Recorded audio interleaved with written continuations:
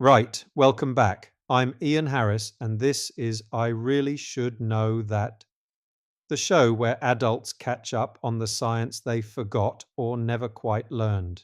Today, your weird brain.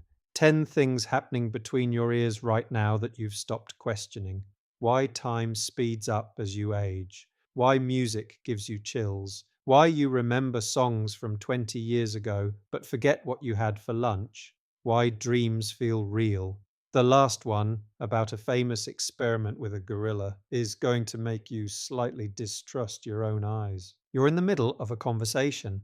Suddenly, you feel like you've lived this exact moment before.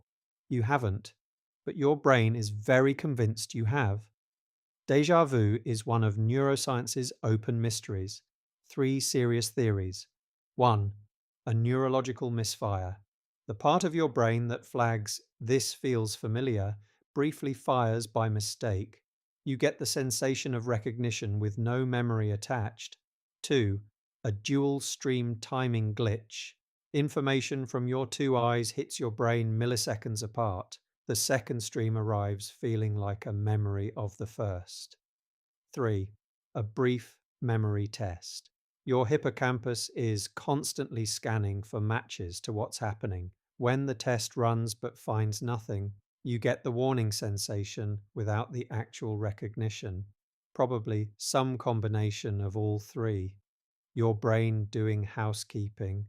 Speaking of strange things your brain does with time. A year felt enormous when you were 8. A year now goes past in a blink. Your perception of time genuinely changes. Here's why. The boring explanation first. When you're 8, a year is 1/8 of your entire life. When you're 40, it's 1/40th. Each year is a smaller fraction of your existence, so it feels proportionally smaller. That's part of it. The bigger part is novelty. Your brain encodes memory more densely when things are new. As a child, almost everything is new. New places, new people, new feelings. Dense memory, time stretches. As an adult, your weeks are routine. You drive the same roads, see the same people, eat the same lunch. Your brain compresses repetition into shorthand. Time blurs. The cure is doing new things. Routine is a memory eraser. Speaking of which memories your brain decides to keep.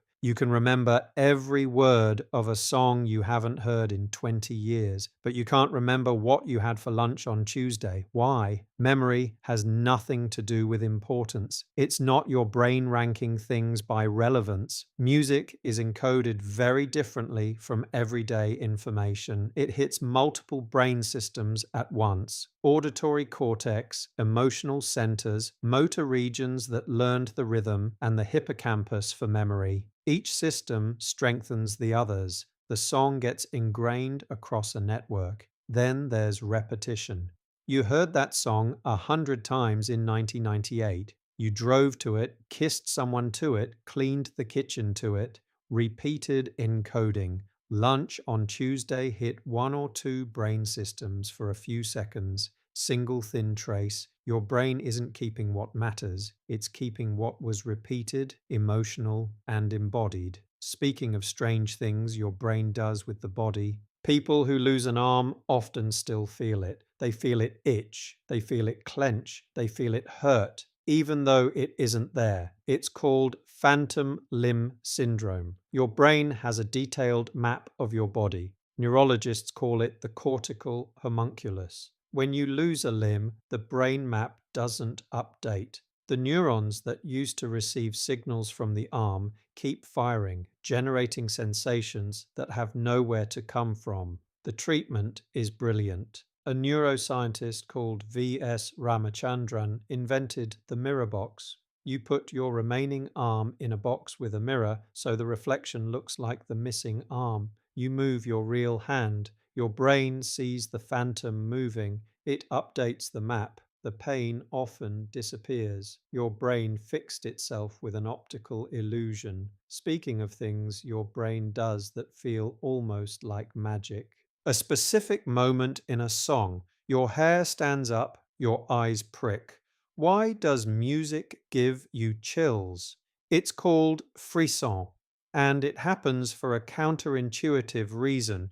Your brain predicts what's coming next in music: note, rhythm, chord, and something nearly went wrong.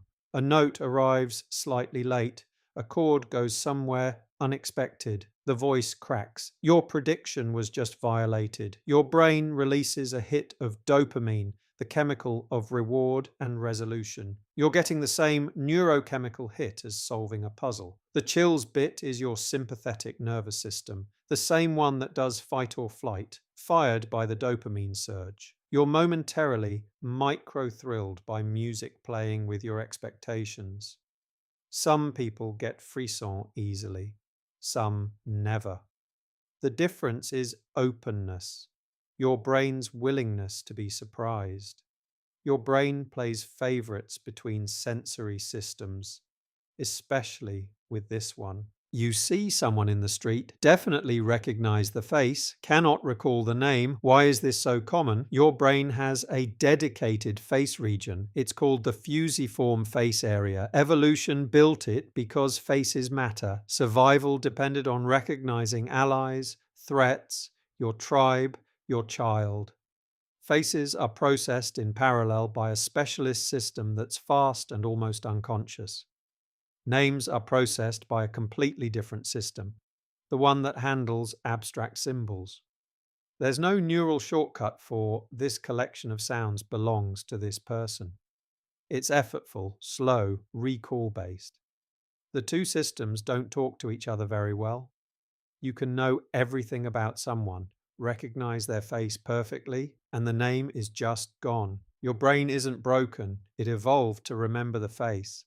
The name is a cultural add-on. Memory itself is much weirder than people realize. You remember the line clearly: "Luke, I am your father." Darth Vader never said that. He says, "No, I am your father."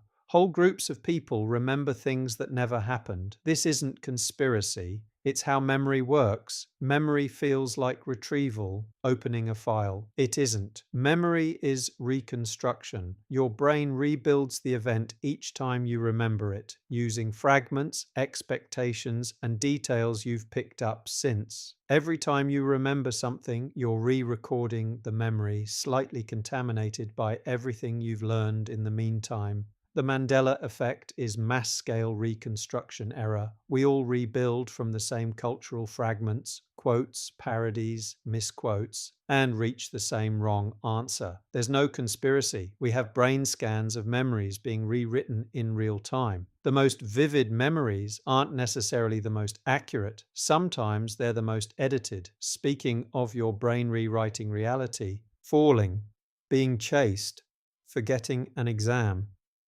Dreams can feel completely real while you're in them. There's a specific neurological reason. When you sleep, parts of your brain shut down at different rates.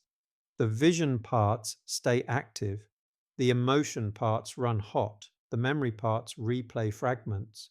The part that goes dark is your dorsolateral prefrontal cortex, the bit responsible for reality checking, logic, and "wait, this doesn't make sense." That's why dreams can have impossible logic. You're in a school, but it's also your house, but it's also 1997, and you just accept it. The reality checker is offline. When you wake up, the prefrontal cortex comes back online and immediately starts demanding to know why none of it added up. That's the only reason you realize you were dreaming while you were in it. Your brain had no skeptic. Your brain isn't just unreliable in sleep, it's quietly faking things all day too. Someone yawns, you yawn. Someone winces, you wince. Someone smiles, you feel better, all because of one of the most controversial discoveries in neuroscience. In the 1990s, an Italian neuroscientist called Giacomo Rizzolatti was studying monkey brains. A specific neuron fired when the monkey picked up a peanut, then the same neuron fired when the monkey watched a person pick up a peanut. They called them mirror neurons. They fire whether you do something or watch someone else do it. Your brain simulates what other people are doing. The theory is that mirror neurons are the foundation of empathy. You understand someone else's pain because your brain reruns it as if it were your own. The science is still being argued about. Some neuroscientists think the system is real and central. Others think it's overstated. But that yawn you just did while watching this short, probably it, last one, and it's the one that will make you slightly distrust your own eyes. I'm about to describe an experiment that made psychologists realize we don't see what we think we see. 1999, two researchers, Daniel Simons and Christopher Shabry, they filmed people passing a basketball, told viewers to count the passes. Midway through the video, a person in a full gorilla suit walks into the middle of the frame, beats their chest, walks off. About half the people watching the video don't notice the gorilla. Half. It's called inattentional blindness. Your brain isn't recording what's in front of you. It's running a very heavily edited highlights reel based on what you're paying attention to. Everything else is filtered out before it reaches consciousness. The gorilla was there. Your retina saw it. Your brain decided not to tell you. This is true every second of every day. You're missing more of reality than you'll ever notice. Worth knowing. That's 10. Your brain has been quietly editing this video while you've been watching it. I'm Ian Harris. Series 4 is one of two themes. Drop a comment with which you want. Things that are older than you think. The Pyramid of Giza is older than woolly mammoths. Sharks are older than trees or weird animals. Octopus blue blood. Tardigrades surviving space. Pistol shrimp making plasma. Cheers.